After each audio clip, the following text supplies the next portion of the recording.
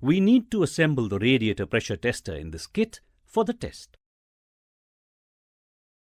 Gauge pump with dial for pressure reading and a pressure release valve. Radiator cap adapter, 2 numbers, one small and the other big. Hose adapter with couplings. Barrel.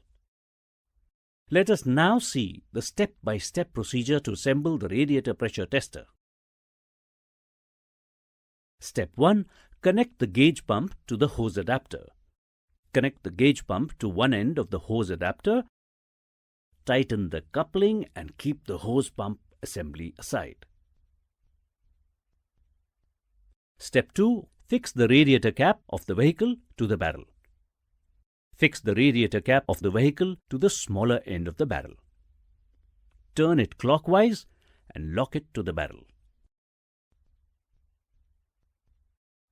Step 3. Connect the radiator cap adapter to the broad end of the barrel. Fix the appropriate, large size in this case, radiator cap adapter.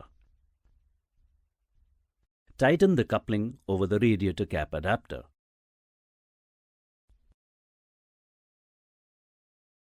Step 4. Connect the barrel assembly to the hose pump assembly. Connect the free end of the hose adapter to the radiator cap adapter end of the barrel.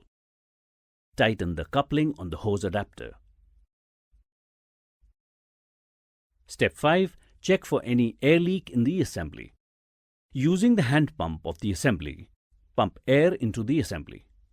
Check for drop in pressure, which is indicated by the leakage sound or deflection on the pressure gauge dial. Tighten the couplings in the hose adapter to fix any air leak.